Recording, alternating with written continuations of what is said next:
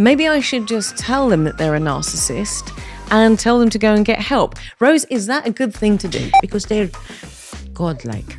So how can someone godlike have a disorder? In itself, they also suffer. Inside, they also suffer. They are very shallow people. It's like they're broken on the inside. Do not try to believe that you are going to change the person who has a narcissistic personality disorder. You cannot.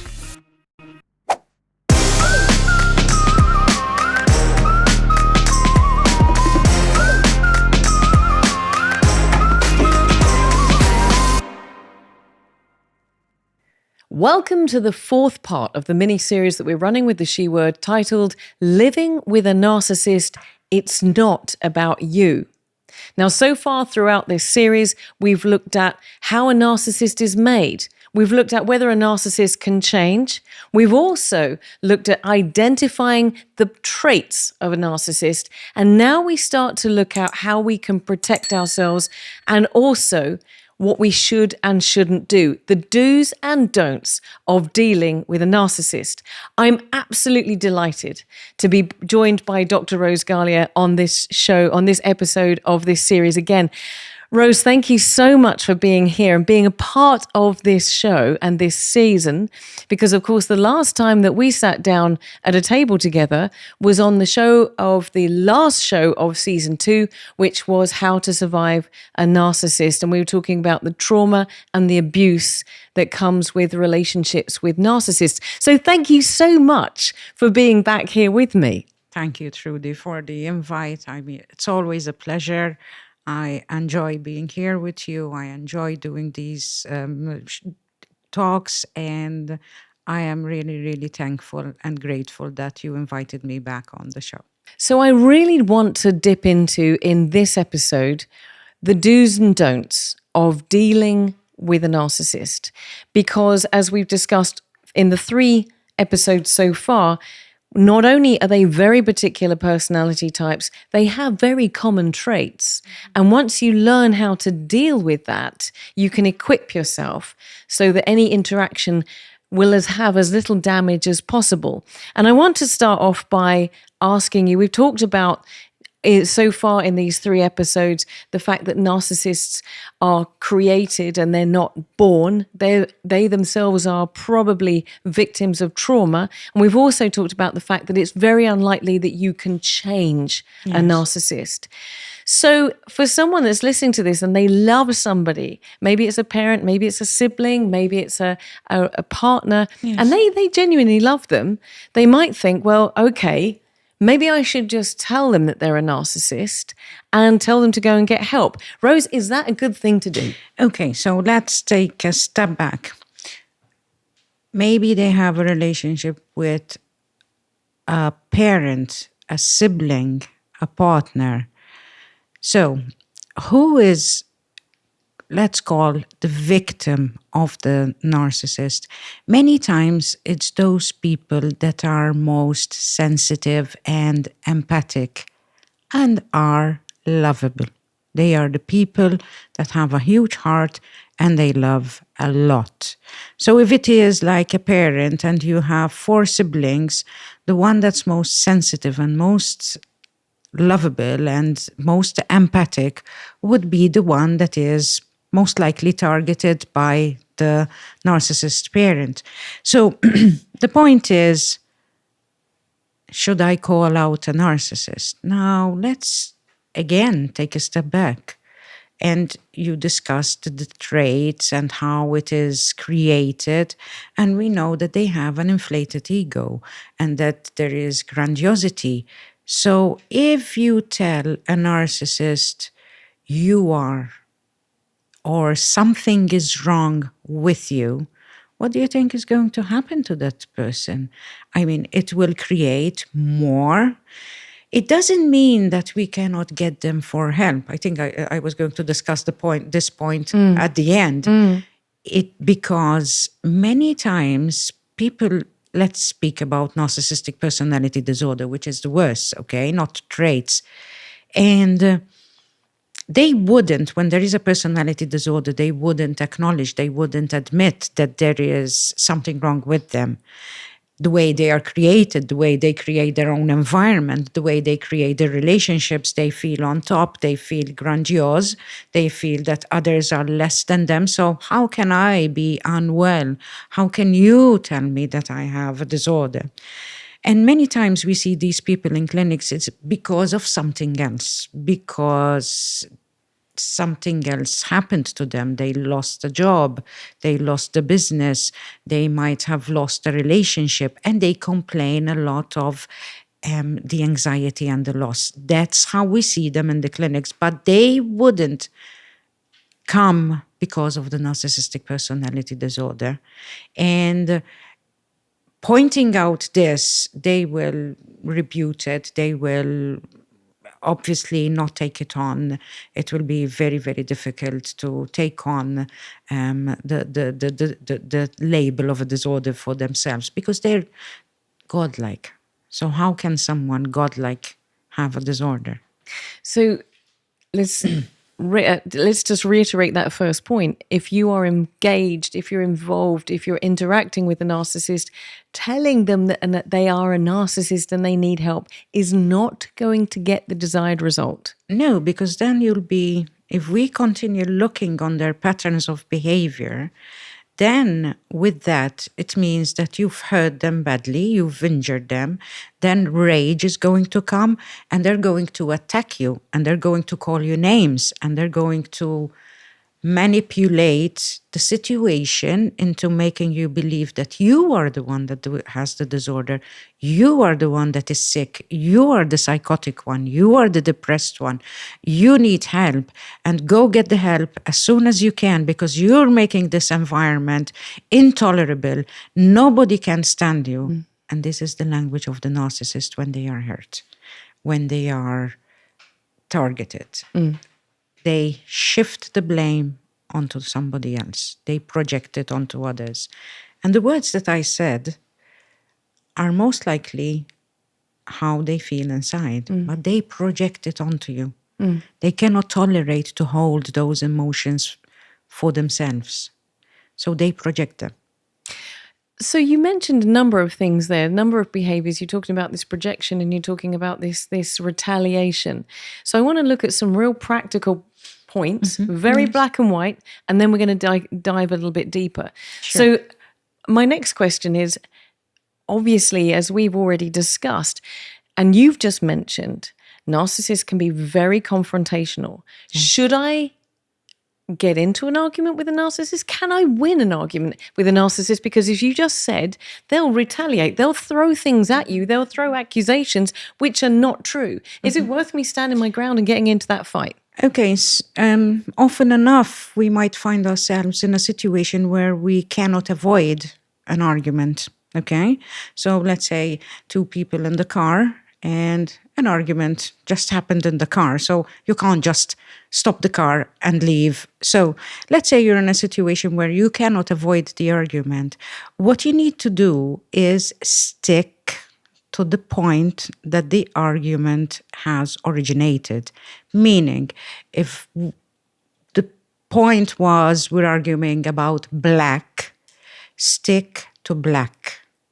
Because what happens with a narcissist, many times the other person that involved in an argument with a narcissist would tell you, I don't even know where the argument started, what the topic of the argument was, because they'll go round and round and spiral, and every topic would be tapped on that you would get lost. So, as an interaction, as an argument, being on the other side, say and be clear, let's keep to the topic that we're not agreeing on.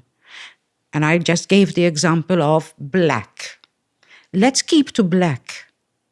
And the narcissist will start off with, but black has different shades, and it will have different shades of gray, and then it will go into blue, and we'll end up with all the colors of the rainbow, if you understand what I mean. But we left black, and we're not dealing with black anymore.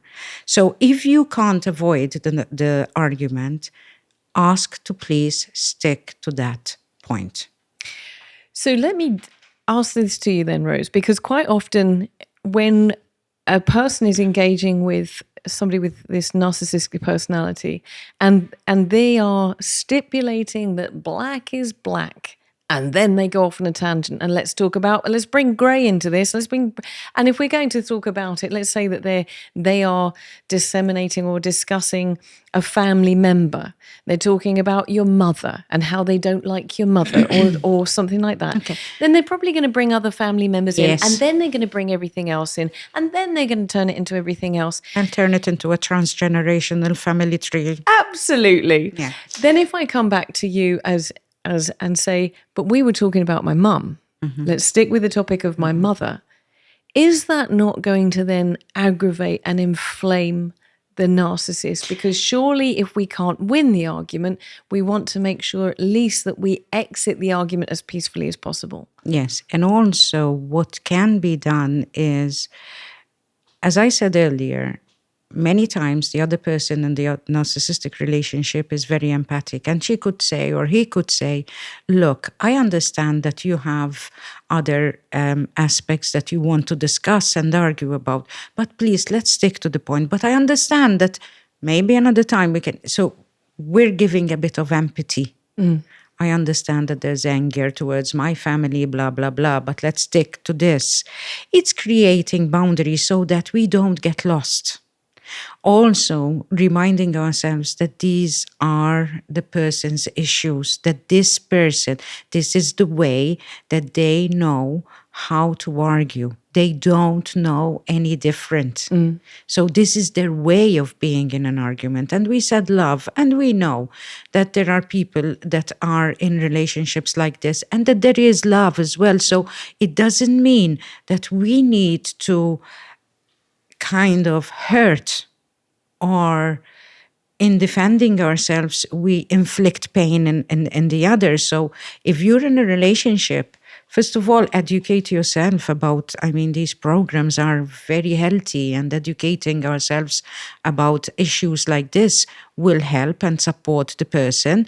Because if you are in a relationship, like if it's a parent, it's difficult to disown your parent.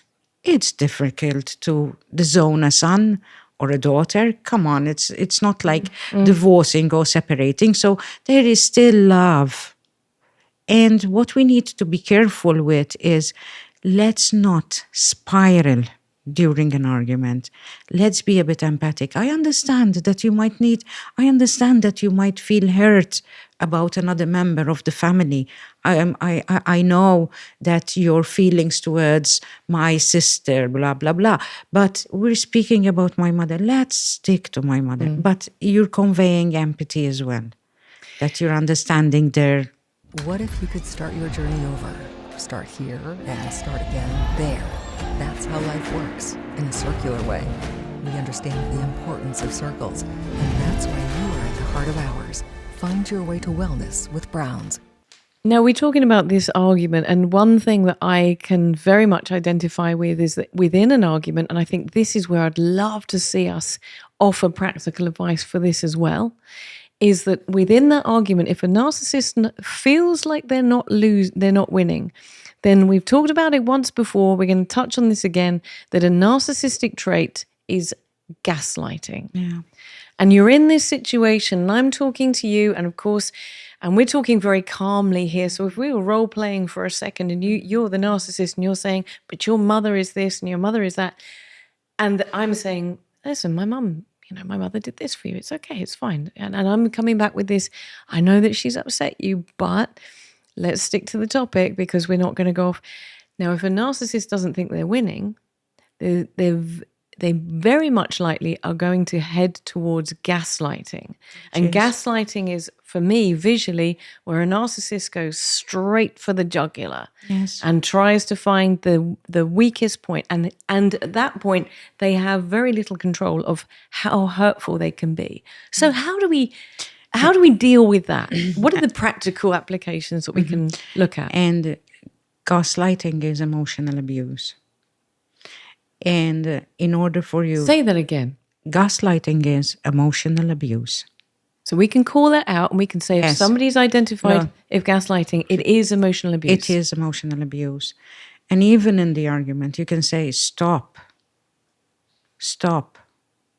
Don't say this. You can call it out, because many times what happens when we have these empathic persons who are in narcissistic relationships, they take on, and then they become confused. And if the narcissistic person called the other person depressed, psychotic, you're crazy, then they will start doubting themselves, and she or he might be right what they're saying about me. And that is emotional abuse. No one can point at you, call names, identify with something that you're not. But what happens is, when there is gaslighting, many times the victim will start doubting and will take it on. And that is why it needs to be stopped. So just for anybody who's listening or watching this, I want to be very clear that we've identified gaslighting as abuse. It but is I emotional want abuse. to identify, Rose, if you can, what gaslighting is. Because I think we've had a lot of descriptions that anybody that's watching or listening to this will say, oh my word, wow, that happened to me. So tell me exactly what is gaslighting? Is when they throw onto you, like you said, boom, the gas onto you, and you're on fire. Okay, so you're having an argument. Let's keep to the simple thing. You said mother, I said black. Let's keep to black. Okay. So we're having an argument about black, and we're not agreeing. And then we're going round in circles, spiraling. And you might say, oh, let's stop. Let's just continue speaking about the black, or we stop. When you're doing that, and the narcissistic person gets angry, the gaslighting is, oh, you always do this. You always think that you're going to win the argument. You always blame me, and you're always telling me, and you're crazy, and you are psychotic, and you are this, and you are that.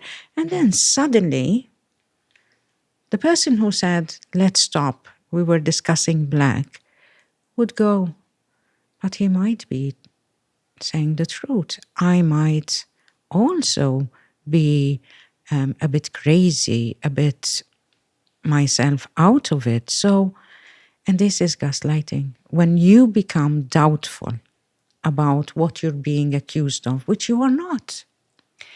And you're saying this very calmly, but there's another aspect to gaslighting as well, is when somebody throws literally, and I love that you just stopped. We use this term all the time, but it's used for a very particular and very practical reason. You're looking at a small flame, you're throwing gas onto it, and it's suddenly poof, like this.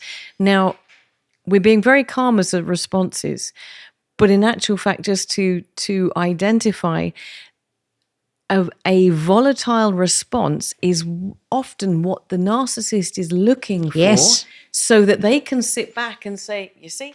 And that's when he wins or she wins the whole argument. I mean, and this is not about winning. This is hurting each other. Yeah. This is about the abuse. inflicting pain and abuse. But this is when there is the sadness and the defeat and the shame in it. So you said calmly, yes, because one of the things, if we're discussing how do we react, how do we interact, is remain calm.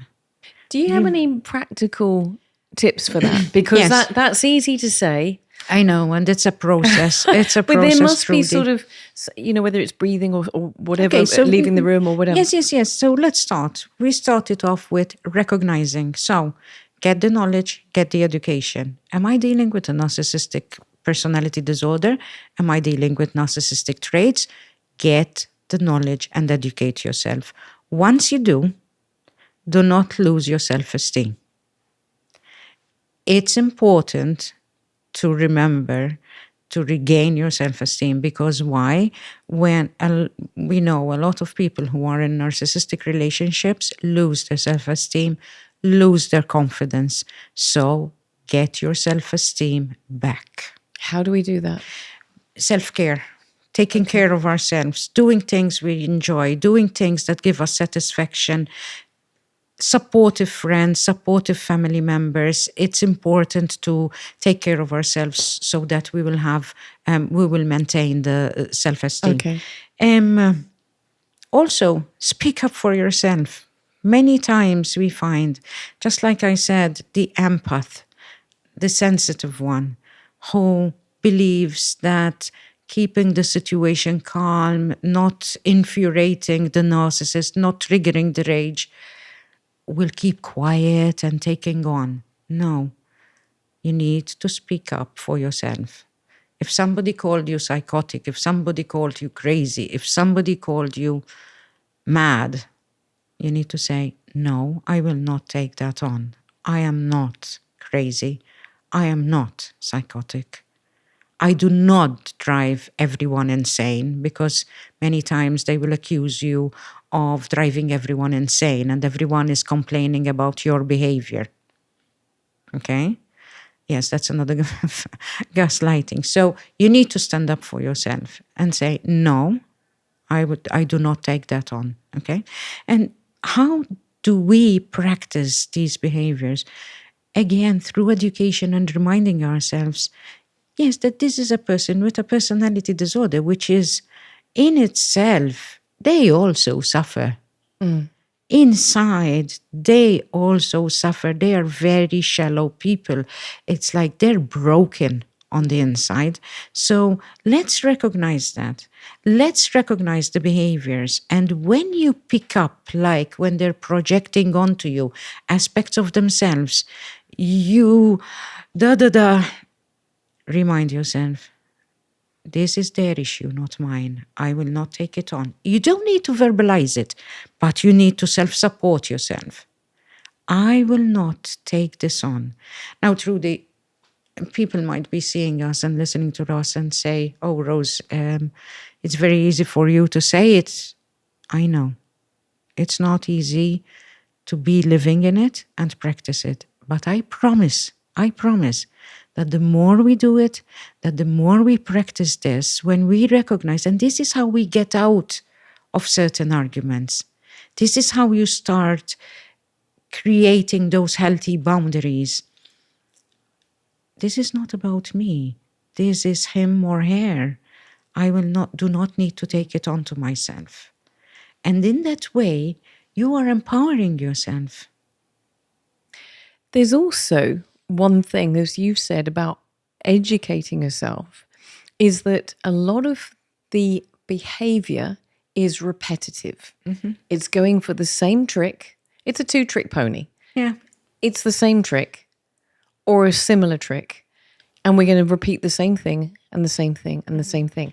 And as you're listening to this conversation or watching this conversation, it would be great for anybody who's in that situation to say, okay, I'm going to go away. I'm going to read about a narcissistic personality disorder or narcissism personality traits so that I can recognize them, just as you said, that when you can recognize that this is very, very clear behavior that's repetitive and it's clearly to identify, you can actually say, this is not about me. And also how we have participated in it.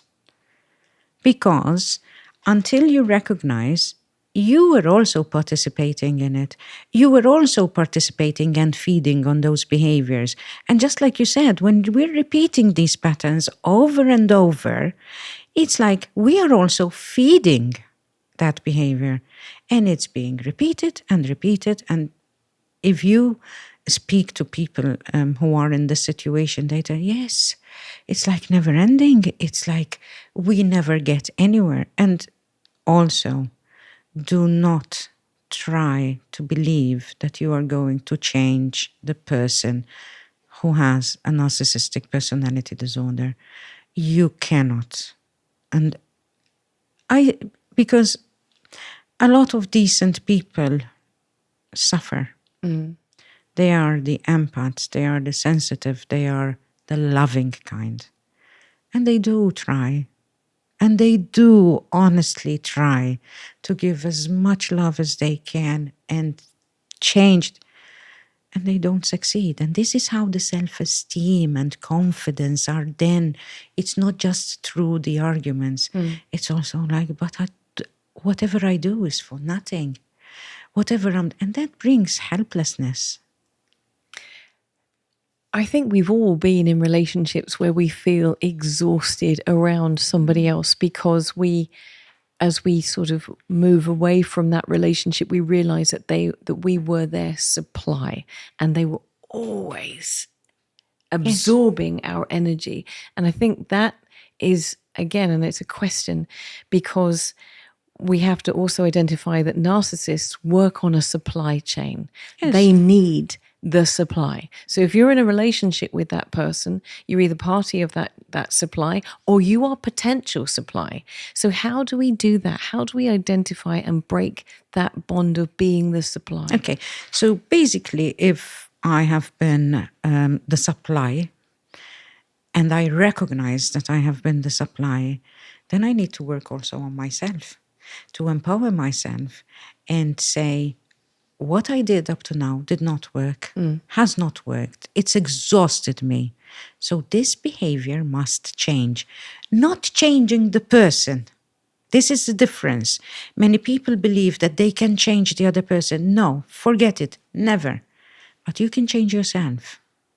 You can change yourself how you are in these relationships. And I'm saying these because, yes, many times it's the empaths, the loving, and you need to make clear boundaries, because your idea of love and your idea of being empathic means that you have no sense of self. You give yourself completely. And then that's where you get lost. And then that's where you participate because you're depleted, you're exhausted.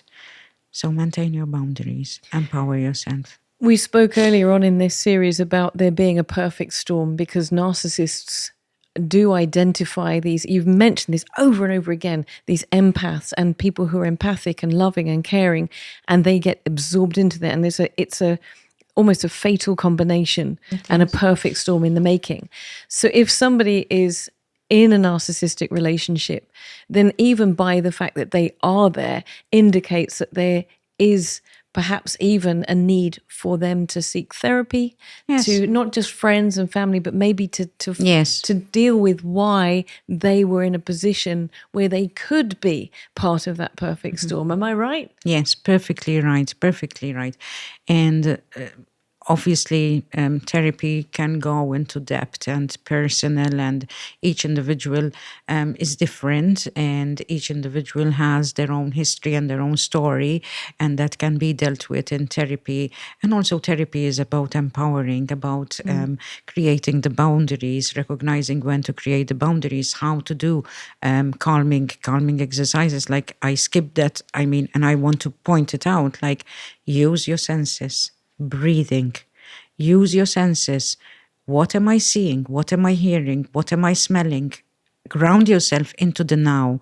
Because when we ground ourselves into the now, I'm breathing and I'm seeing you and I'm hearing tiny noises and I'm bringing myself into the now. That is going to calm me down. That is bringing me into the present, and I'm not rushing here and there in my mind.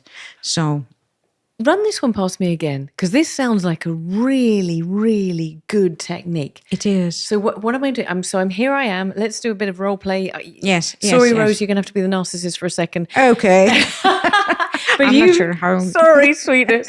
But you've just been gaslighting me. I'm coming back at you and I'm saying that's not the situation. That's not how it is. Black is black. I'm telling you, black is black. And you're saying to me, and I'm accusing you. Yes. Now, what do? Breathe. Where am I? What am I seeing? This is in your head. So I'm sitting on a chair. Yes. And I'm looking around me and I'm in this room. Yes. What am I I'm hearing? breathing in and in, out. Yes. Grounding myself, my feet on the ground, my back to the chair, giving me support, and I'm bringing myself into the present. And you were saying also about what I can smell and I can hear. Yes, because bringing your senses into the present, and for a split second, you're moving away from all that is going on, the hurt, the pain, the confusion. So, yeah. So I just take a moment, I breathe. Yes. I mean, this sounds like something you need to practice, but it's It something is. I'm definitely going to walk away with. You breathe, you think to yourself, what can I smell? What can I hear? And you put both feet on the ground. Yes, and you're back to Wow, the and chair. you're back against... Do you feel the strength? Yes, I just put both feet on the ground. It's powerful. And you're back to the chair, to the back of the chair. It is very powerful. It gives you the strength that you would need. And it distracts you for a little while from what is happening. And then here you can also add, this is not about me. I'm not taking this on. You remember when I said that? So this is not about me.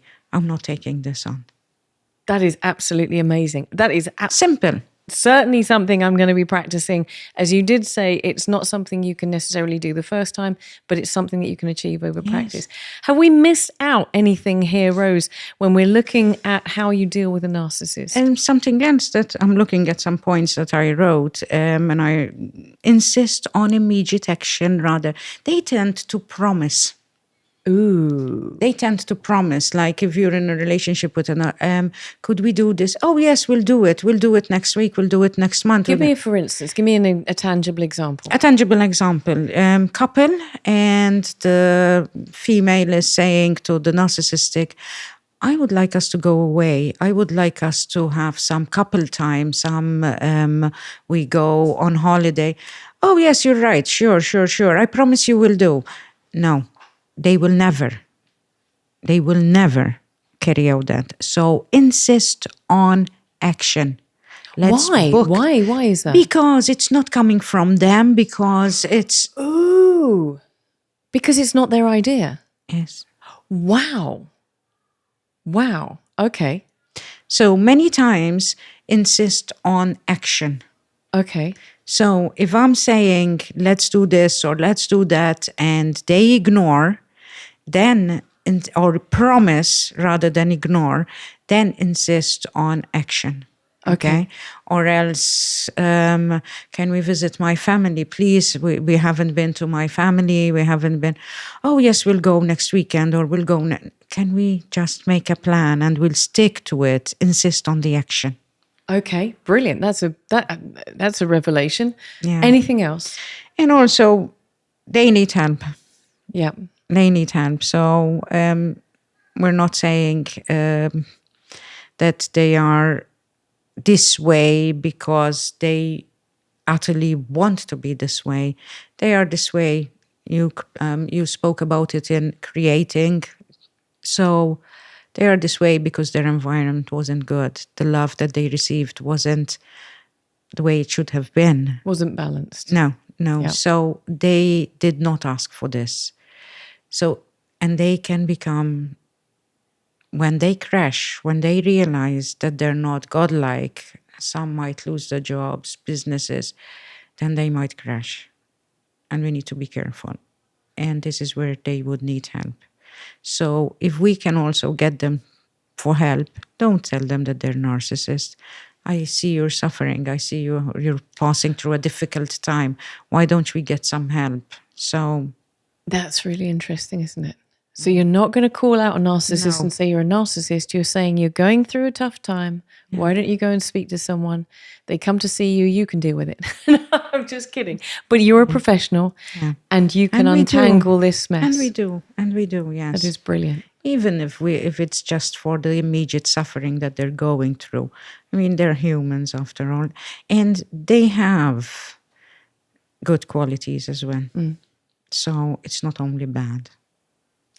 Thank you so much, Rose. It's always an absolute pleasure to talk to you. Thank you very much indeed. You're welcome. Thank you. That was flipping awesome.